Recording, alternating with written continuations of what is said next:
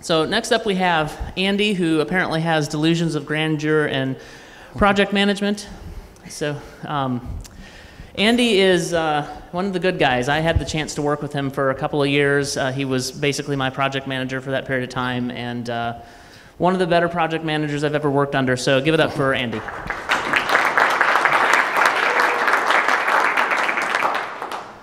All right, so that's really loud. You guys heard? Okay. So delusions of grandeur and the reality of agency project management.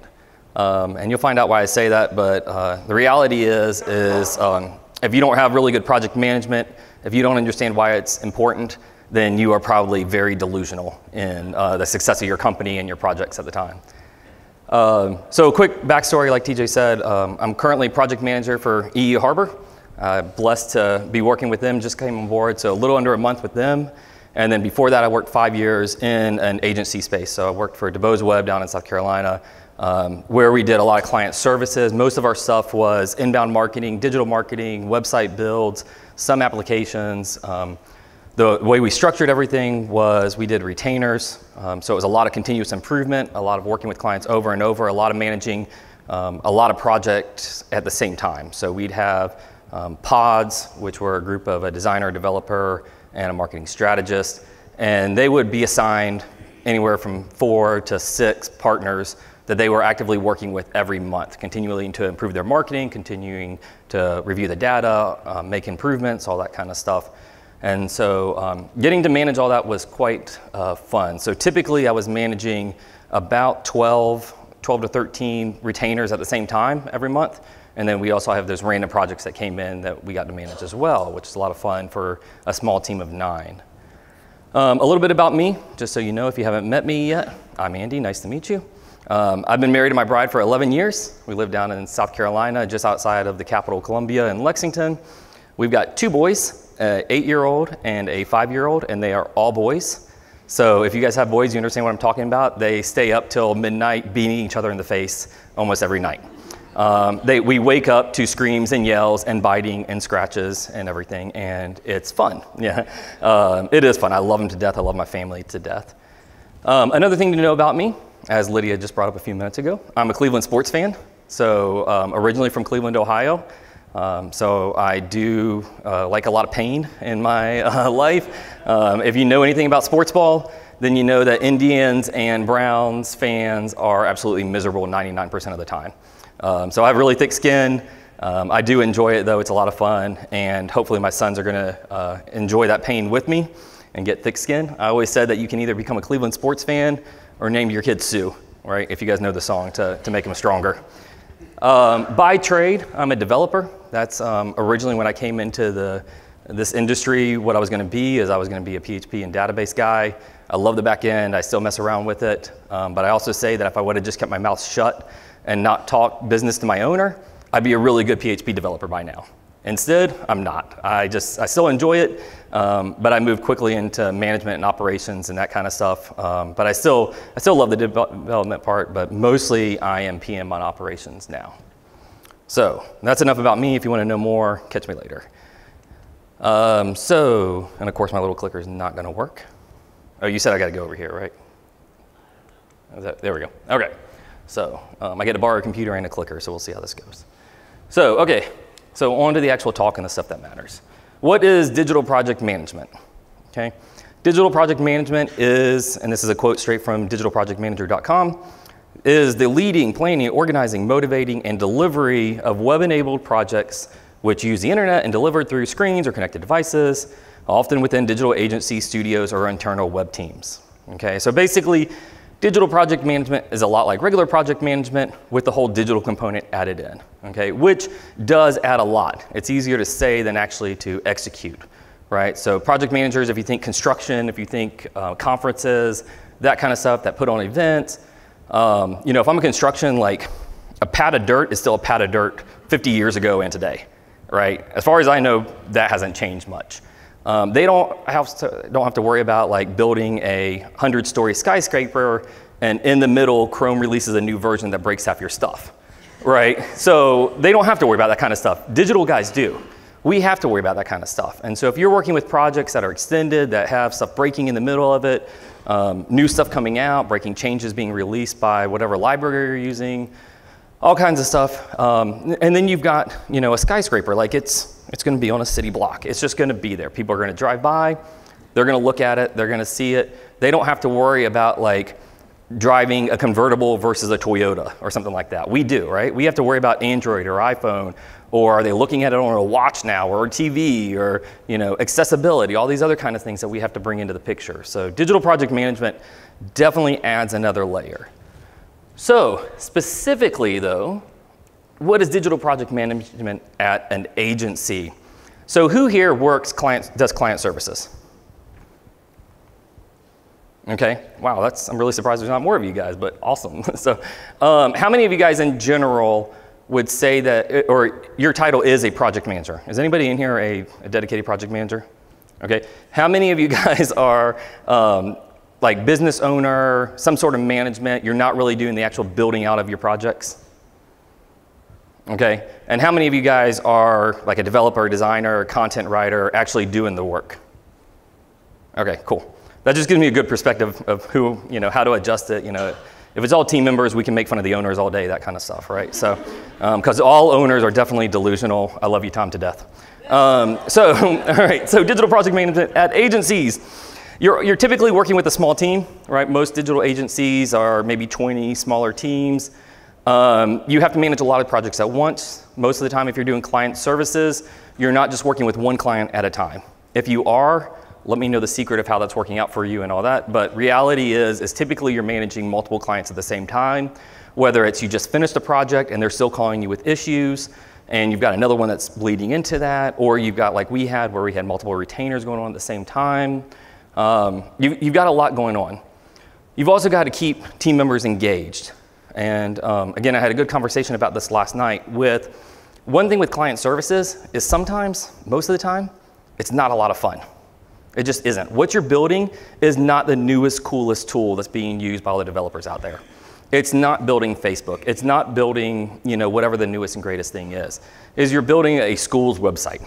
You're building a library's website. You're building, a sales funnel. You're building something like that. But the reality is in agencies, a lot of times, especially nowadays, we're looking for full stack developers. We're looking for people, whether it's designers that also have development skills, or we're looking for developers that can do the front and back end. We're looking for team members that can do a lot more. And so you have this whole thing of like bringing in this really good developer, right? Or this really good designer, really good strategist, and then building them on putting them on these just not fun websites, right? So in an agency, you have to keep your team members engaged. You have to keep them excited about working with a partner. You have to have them invest in that partner's success. Right? Like they can't look at your partners and be like, I hate working with clients. This is miserable. You've got to keep your team members engaged and excited. Project managers at agencies also have the challenge of not only keeping internal stakeholders and internal teams informed and up to date, but they also have to keep the team itself, and they have to keep the client informed, right? I always say, and I will say this forever, if a client ever contacts me and asks me the status of a project, I failed. Okay, and if you think that you are doing a good job on projects and you have clients asking you for a status, you're delusional. You are, because that means you are failing on your project. A client should never ask you what the status of a project is. And so project managers, they have to do all this, and they're often the QA lead, right? They're also the keeper of all the notes and the documentation. A lot of times they should be in business development and scoping out projects. So when you take digital project management and then you put that in an agency, it just adds another layer of complexity on top of that. And so a few things just overall, what makes a good project manager at a digital agency? And I have 3 areas that I say a project manager needs to be good at in an agency. They need to be personable, they need to be detail-oriented, and they need to be able to communicate well.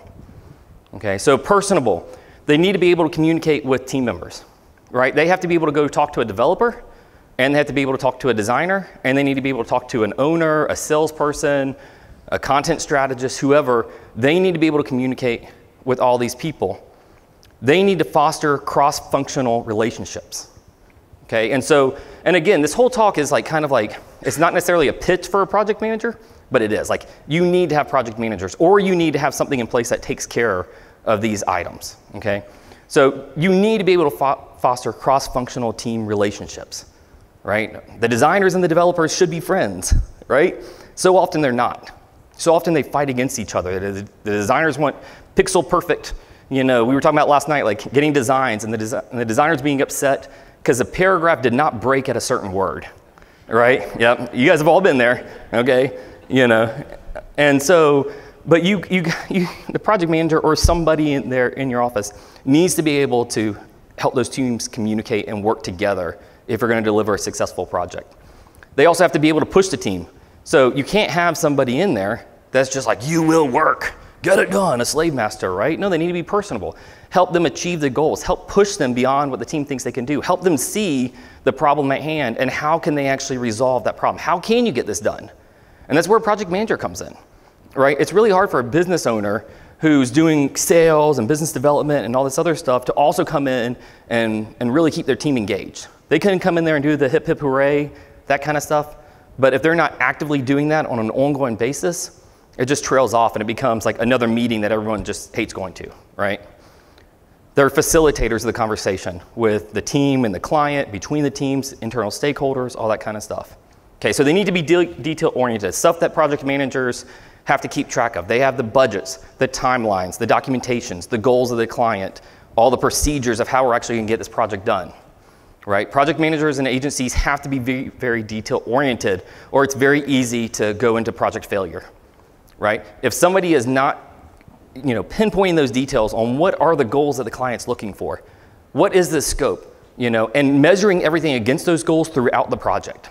Okay, if you're taking your goals at the beginning and you say we're good to go, and then, you know, a third of the way through the project you're checking again, and then at the end of the project you're checking again, your project's probably going to fail.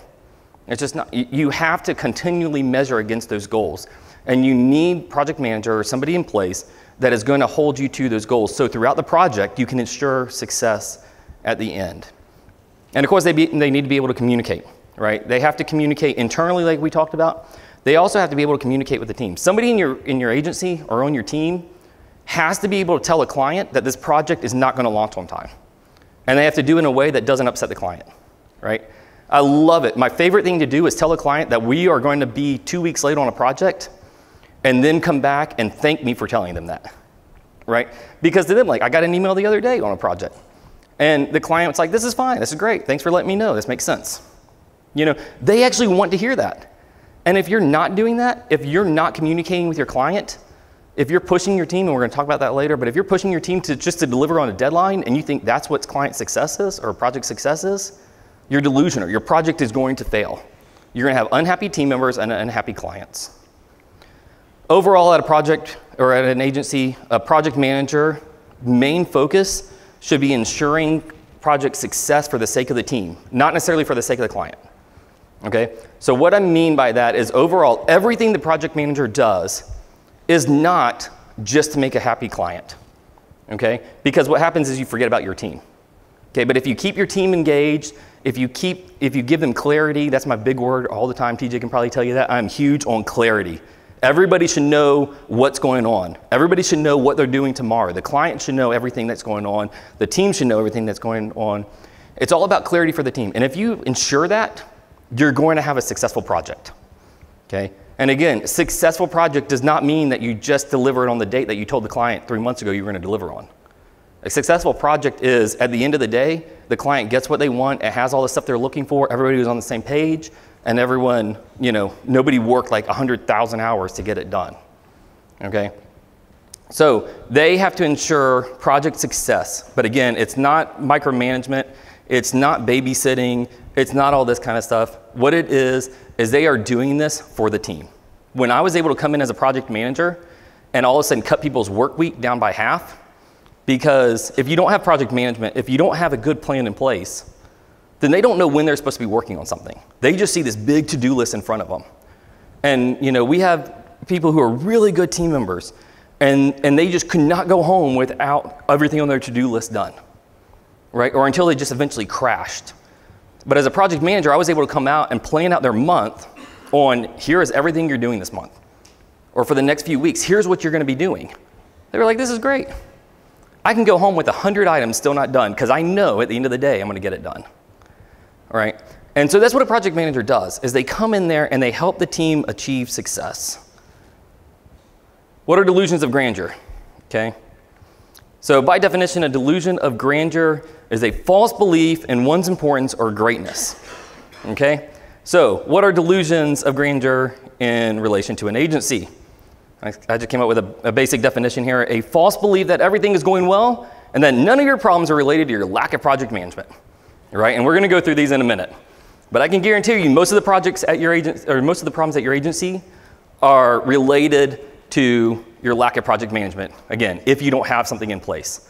And if you're not taking care of all these details in place, most of them are going to be related to what project management could help you out with. Okay? So, everybody is delusional. If you don't have good project management in place, if you're not taking care of all this stuff and you think that your team's happy or you think that your projects are successful, you guys are all delusional.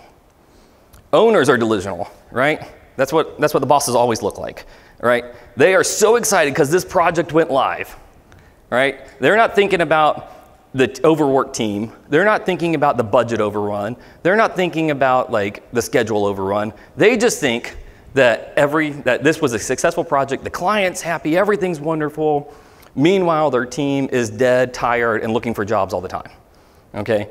They think the issue is not enough sales or lazy workers, right? So they're like, why is our cash flow not going well right now? Oh, it must be that we need more projects. No, when your projects are running over budget every single time, you're just digging yourself a deeper hole, right? Or you say, oh, they just need to work harder and faster. No, they probably need clarity to help them get the project done on time, okay? Team members, I'm sorry guys, but if you don't have project management or don't want it, you're probably delusional. Because a lot of team members think that they have all the time in the world and that deadlines are pointless, right? Soft deadlines, I love, right? Is this a soft deadline or a hard deadline? Well, if I don't get it done in time, they'll just move the deadline out, everything will be fine, I can keep on taking my time, right? You're delusional. You're not seeing the full picture. You're not seeing what truly needs to happen and what success and how actually executing this project in this way or this timeline or whatever leads to your happiness, the team's happiness, and the client's happiness. And we all know clients are definitely delusional, right? I think that's one thing everybody in this room can agree upon, right? They think that they can go out for 3 months to Europe and, well, if you're already in Europe, to the USA, right, Jeff, wherever you are. But they think they can take a 3-month vacation, not respond to any of your emails, and when you come back, the project's going to be done, right? How many times, you guys had that happen to you before? All the time. And most of the time, they never tell you they leave. They just stop responding. And you find out months later, like, where they're at. Okay, they're delusional for sure. All right, so everybody loves statistics, so you got to have something up there. So Harvard Business Review, a few years ago, they did a study of a little over 1,400 IT projects. And the average overrun, schedule overrun, was 27% overrun in the timelines. But they found out that 1 out of every 6 had a schedule overrun of 70%, right? That's almost twice as long as the project should have taken. Beyond that, the number that really matters is 1 out of every 6 had a budget overrun of 200%. Okay? That means that project cost a lot more money than it was supposed to. And that owner is probably going out there and getting more sales and more projects and just digging themselves a deeper hole, right? And so you've really, we're not getting into like business development and finances and all that kind of stuff, but they just see these big windfalls of money and they think the business is good. Meanwhile, they're losing here at the bottom line, and all of a sudden they got to fire half their team or something like that. So why do I put this up there? I put it up there to say that this has very real implications, right? There's very real consequences to not having successful projects. All right, so what everybody came for, right? What are the delusions that we face in an agency? Okay, as we said, everybody's delusional. So a lot of these, they come from different angles, that kind of stuff. So everybody remember Jeff Foxworthy, You Might Be a Redneck? All right, so we're gonna play You Might Be Delusional, okay? So I took this, thanks Paul, because you added to my talk. I had 11 delusions, and then I added this one at lunchtime because he brought up a great point today, right? But so we'll start out with what Paul was talking about this morning. You think that adding more team members, if you think that adding more team members to an already late project will help you finish on time, you might be delusional, okay? And so as he went through Brooks' Law this morning, the reality is that it actually takes more time and overhead and communication, bringing new people up to speed, and possible bugs introduced by new team members. Okay, so now this has to do with an already late project. If the project's already on time, there's some solutions that we can put in play here, and we're going to talk about those. But if you think that a project's already late, let's just throw more people on it. You're going to introduce a whole bunch more issues, and that project's going to get even more late, okay? But so what do you do to overcome that? Is you overcome that, number one, just have proper estimates at the beginning of the project, right? Get the right people involved. Actually, don't be happy with bad estimates. Bad estimates cannot be the average in our industry. It can't just say, like, people come to me all the time, they're like, projects are never on time. Estimates are never right. They can be, okay? And they can be really close. And you can work on that if you're detailed enough and you keep the records, you track it, you analyze it, and you continually adjust in your sales process. So proper estimates up front are huge. Okay, you can also overcome it with proper documentation, having clear scopes and organization of what needs to be done, right? So you can onboard a developer really fast into a project if you've actually taken the time in the scope, in decisions, in change requests, and essentially all those other things where a new developer comes in, a new person comes to the team, whatever you're doing, and you basically hand them the book and say, read this, and you'll know everything, right? But how many people in here are actually documenting all the decisions that are made in a project? Right? You're not. But you're having those conversations. You're in a phone call with a client, and you guys are, this is a month, 2 months after the sales process, after they sign a proposal. But you guys decide that that button's going to be green or something. Okay? Do you guys actually write down, like, on this date, we decided this button's going to be green? Nice.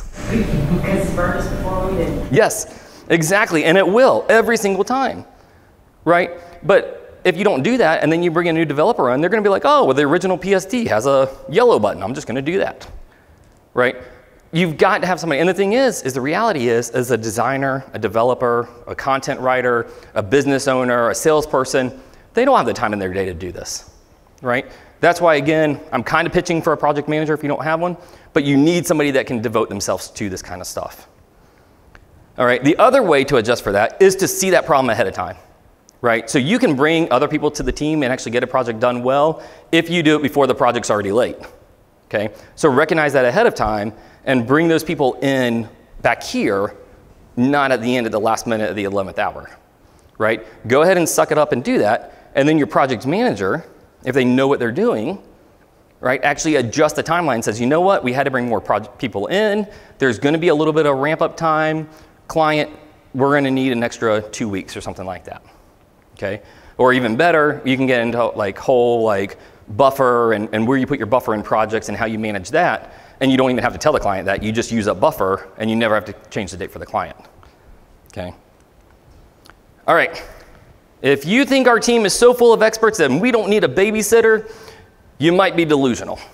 All right? And this is kind of a careful one because I'm very blessed that when I came on to E. Harbor's team, that they were all excited about a project manager coming on board. Okay, because a lot of times I hear the opposite.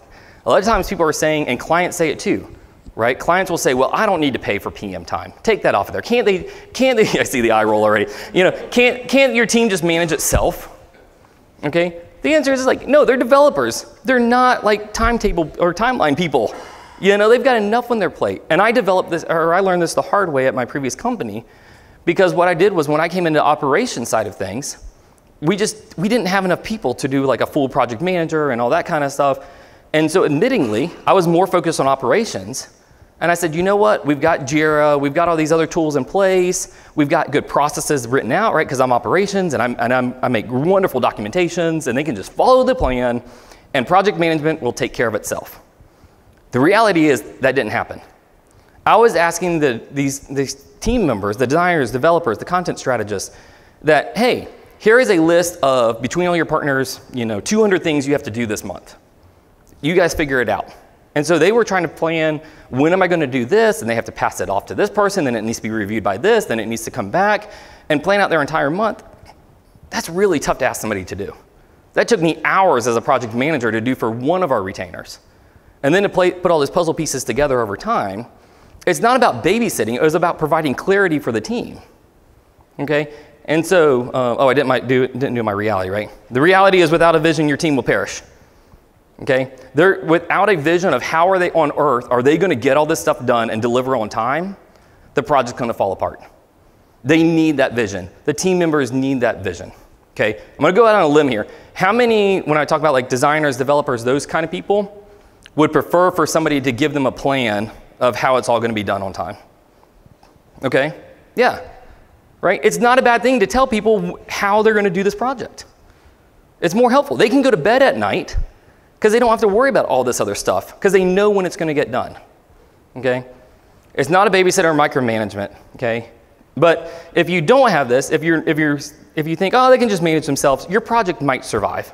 But I can guarantee you, you're going to start getting that 200% budget overruns. All right. If you think our company will scale fine without project management, you might be delusional. Okay? The reality is, without project and capacity management, you'll never know how much your team can handle. So you're just going to hire more people because you feel busy. You feel like we can't get this stuff done. And you're going to cost yourself in payrolls and salaries and overhead that you really didn't need to spend. You just needed to better organize your team and have more clarity. Okay? Knowing capacity alone isn't enough. You have to make sure your team is actually close to the plan, right? So I can say all day long, well, we've got these 4 projects, and these 4 projects take 100 hours, and so we have this much more room left in, and so we can, fit 2 more projects in there. But the reality is, like, is it actually taking that much time? Or is it taking double that time? Right? And you have to respond to that. Why is it taking that much time? Maybe your estimates are just way off in left field, and you need to adjust that in your sales process, and all of a sudden you've lost capacity. Okay? So you have to be measuring this stuff. You have to be managing it on an ongoing basis, or your company will not scale well. You may grow, but eventually you're going to implode. Okay? And I know there are exceptions, but I think those exceptions are often because the business owner either had a way of doing it or had somebody in place that may not have been like necessarily a project manager, but they were definitely measuring capacity and all those things. All right. If you think everyone knows their role in a project without being told, you might be delusional. Okay? The reality is assumptions destroy everything. Everyone knows how to spell assume, right? We all heard that before. Okay? The reality is assumptions destroy everything. There is a big difference between what a job title is and what a role on a project is. Big difference, okay? But people assume just because I'm a developer that, well, my name's not QA tester, right? Or my name's not this, or, they just decide I'm not going to do that because I assume this other person was doing that, okay? But, like, who is supposed to be testing? What are they supposed to be testing? Do the designers test code and like forms and functionality, or is that the developers? Or is developers are supposed to look at icons or fonts or whatever and make sure everything looks good over there? Is everybody doing this together? Like, who's doing what? And that's just one part. Who's communicating to the client? Are you just allowing everybody to talk to the client? And we'll get into that in a minute. Okay? Is it a design issue or front-end issue? Who's going to take care of that? Assumptions always lead to delays, scope creep, and obscurity, which is the opposite of clarity. And if you can't tell, I'm passionate about clarity. All right. So if you think team members' happiness has nothing to do with project delays, you might be delusional. Okay? The reality, team members are tired of projects dragging out, late hours, and unhappy clients. Right? How many of you guys, again, that are on the team, that are resources, that are designers, developers, when a project is 1 month late, but you still launch it, you feel so happy about that? Okay, good job on not raising your hand. Okay, Jace, I'll talk to you later. All right, so the reality is like, no, your team's not happy with that. Yet these business owners are kicking it in their office, talking about how great it is because we just delivered this wonderful project and how we're going to do another great one tomorrow, and this is so exciting, and all this kind of stuff. And meanwhile, their team is absolutely demoralized, right? Teams don't want to deliver late. They're not out there, owners, if you're a business owner in here, or if you're managing teams, they're not out there trying to sabotage you. They're not out there trying to take up all the time they can. They need clarity. They need somebody to manage them and tell them and help them understand this is how we achieve a successful project. Okay? Bad estimates put your team in a position where it's impossible for them to succeed. I always say set yourself up for success. I do that in my life, in parenting, in business, and everything. It's about setting yourself up for success, not failure. If you think everyone should be able to communicate with your clients, you are delusional, okay? Everybody should not, okay, this is my opinion, but okay, I don't think everybody should be able to communicate with your clients all the time, especially without some sort of framework around that. All right, my little formula here is clients will try to take every inch you give them, 100% of the time, right? Whether you're sales, whether you're a developer, whether you're a designer, project manager, they are always trying to get a little bit more from you, okay? You put that with the fact that your team does not want to disappoint your client or you as an owner or as a manager, right? So if I'm talking to a client, you know, I don't want, as a developer, especially like a junior developer or something like that, like it's very hard for them to be willing to push back against a client. They think they should do everything they can to say yes to the client and whatever it takes to make them happy, all right? Or they're going to assume that, well, this is out of left field. I'm sure that they already talked to the boss man about this, right? And they're sure we can do that, no problem, right? And so what does that equal? Scope creep and undocumented changes, okay? Which leads to schedule overruns, budget overruns, and failed projects. Okay, remember those assumptions that the team had that someone else had already approved the work, right? So they think that like, you know, well, if I'm talking to the client, I'm sure they already ran this by somebody else. This has already been approved. We'll do it, we'll throw it in there, and then everything goes to pot. All right. So if you think your bad client relationships are because of bad clients, you might be delusional. Okay, so how many people have ever sent out a proposal to a client and said, this client is going to be miserable, horrible, and I hate them, but we're going to do this project? Okay, nobody's putting their hands out there, right? How many people have clients that they really don't like working with? Exactly. They didn't start like that. They weren't bad before. What all of a sudden made them bad? Okay? The reality is 99% of the time, it's your fault. You being the business. Okay? That can come from a lot of different areas. But either expectations weren't clearly set in the beginning, the right questions weren't asked, the client didn't have clarity, your team didn't have clarity. Okay? Something happened there that we as the experts should have taken care of in the beginning. And then it just spirals out of control from there. And all of a sudden, now you've got this bad client. They weren't a bad client 2 months ago. Now they're a horrible client. Okay? The agency needs to control that project. So a quote from, I thought this was really good. This is from Patrice Embry, who actually spoke here last year on project management. And this is in an article she was writing about like accepting, you know, basically failed projects as the normal. And she was saying ultimately the project fails whether or not you get it out the door. It fails because the client is unhappy, or because it's over budget, or because the quality suffered, or because the team is completely frustrated and will carry that frustration over to the next project, and the one after that, and the one after that. Forcing PMs to manage according to terrible estimates not only creates disastrous and terrible habits, it normalizes them, right? And that's typically where it starts. It's this estimate, right? In the beginning, we set out bad expectations for the clients, bad expectations for the team, bad expectations for the business owner on how long it's going to take to get done, right? And the team can't meet them. It's setting them up for failure, and all of a sudden you have a bad client 2 months later. And then you want to blame the client and say, oh, it's a horrible client. No, it's typically your fault. There are bad clients out there for sure. Trust me, I know. All right. If you think tools and or methodologies are the answer, you might be delusional, okay? The reality is no one tool or project management methodology will fix your project issues, okay? Don't come to me after this talk and say, well, we are agile, right? No, okay? Agile alone, the manifesto, that's like product companies, okay? And it works great in product companies. Now, there are definitely pieces of agile that we can apply to the agency workspace, and we should, okay? But that alone, just taking agile, or if you want to take different agile methodologies, well, we're SCRUM or Kanban or whatever, or we do Lean, or we do Six Sigma, or we do this or that or this. Like, no, agency work is completely crazy stuff, okay? Now, you should take pieces from that, but ultimately it's about First looking at what do you want to deliver to your clients? What are you building? Okay, and then look at the tools and the people and stuff like that you need to put that together, and then build your methodology around that.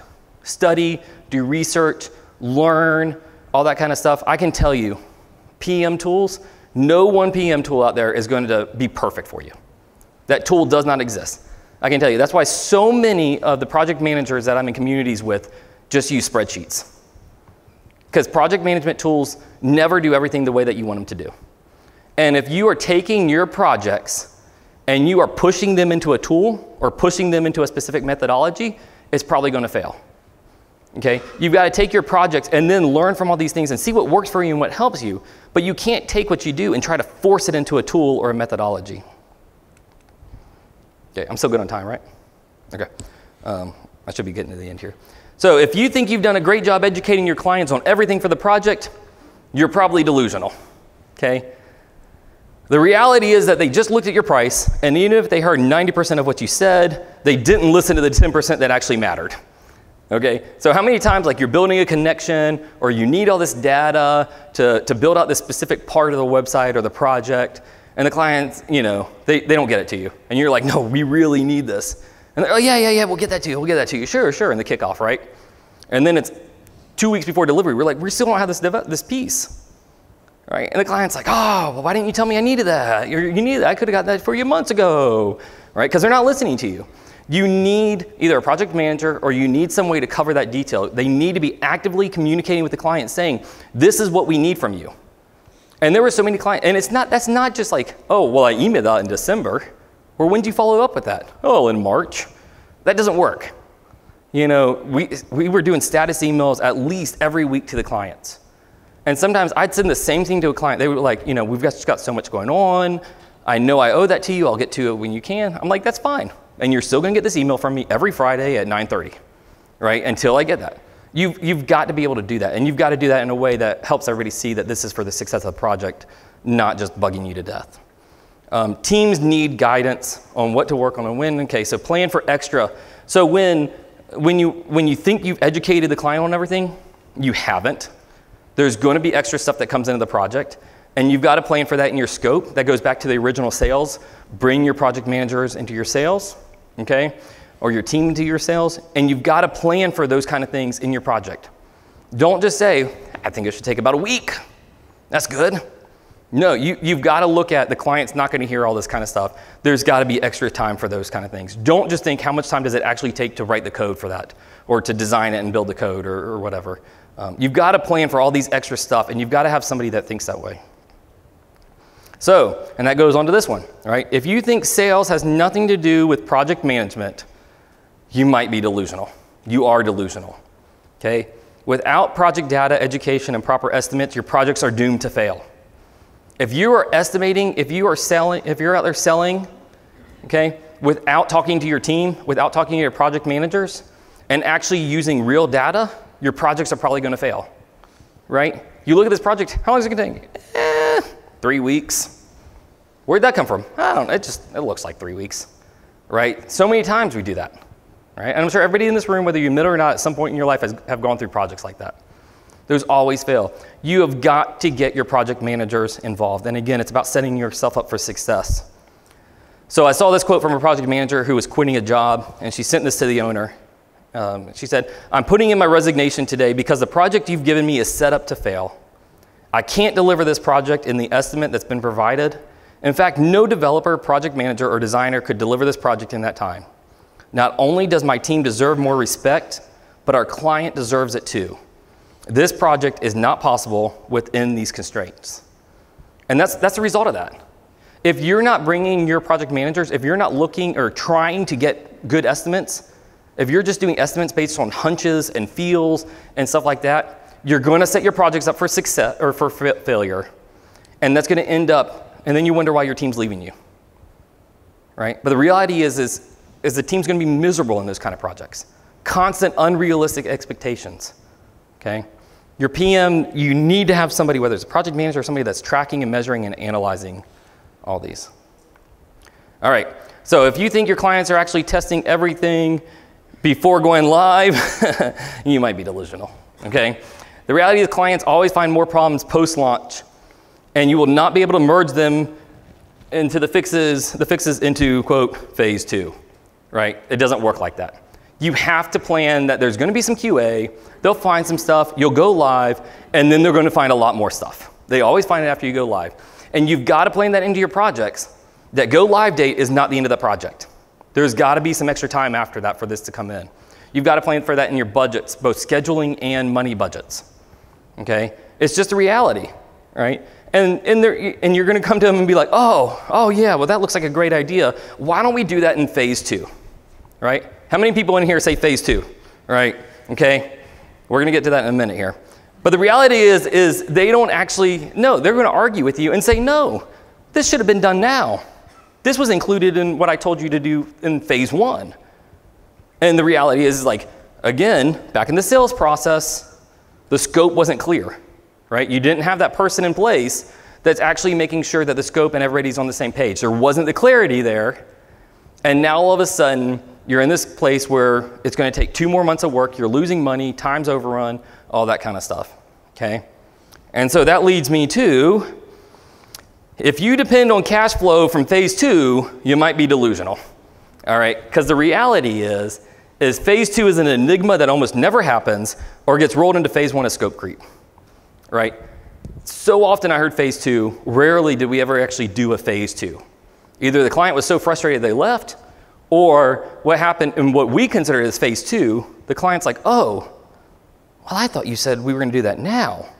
You know, because you kind of merged it into the proposal as like, well, phase 2 will be this. And they see it as, you're doing that right now. Okay? And then you lose out, then you have budget overruns, bad estimates, the team has to work extra, everyone's miserable, and it's not a successful project. Okay? So you've got to have good sales process. I almost actually, so I interviewed a lot of project managers before I was doing this talk as far as like, what are they facing? What issues are they hitting? Overwhelmingly, it was bad sales processes, by far. I'm going to do a talk next year, I think, that's called Sales, How Not to Sabotage Your Team, right? Because that's the reality. Yeah, Tim knows what I'm talking about. You know, that's the reality is like bad sales processes just sabotage your team. And if you don't have somebody that's supporting that process that can actually bring you the data and then provide the clarity on like what was actually sold to the team and help everybody stay on track, and that can't be a once a month kind of thing. That has to be a constant monitoring of the projects. You're just not going to have successful projects. And I think we all want successful projects, right? So you can't have a presentation without Star Trek or Star Wars. So there's my Han Solo when he comes out of the carbonite, right? That, you know, he finds out Luke was a Jedi. And that was the only good quote I could find with Delusions of Grandeur actually in it. So anyways, so that's basically it. Again, I just, if you don't have some sort of project management in place that's actively taking care of this and ensuring project success, if you don't have a project manager that's dedicated to this, and you think your company is successful and everything's happy and your team's happy, you're really just delusional. And so that's pretty much what I got. So, good.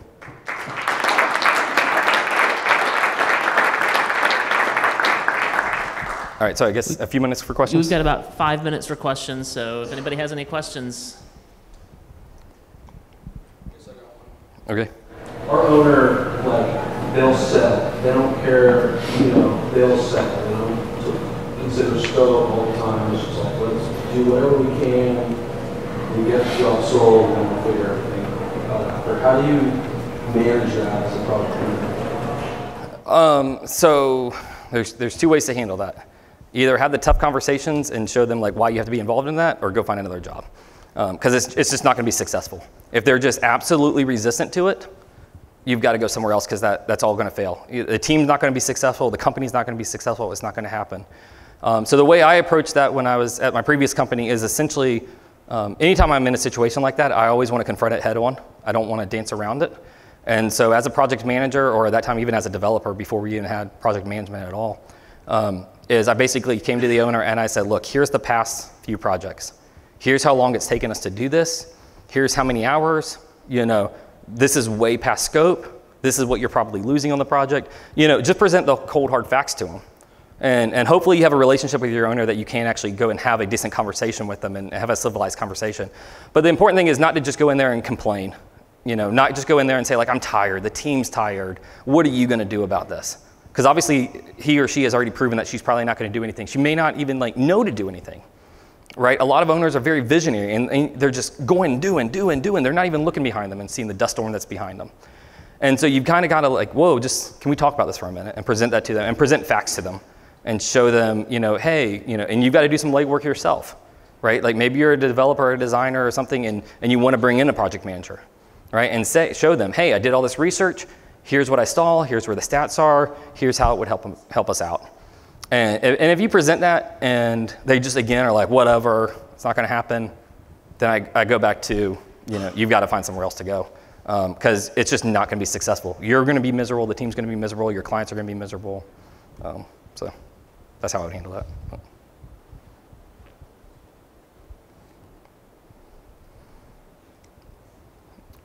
Anybody else? All right. Well, if there's no other questions, let's give Andy another round of applause.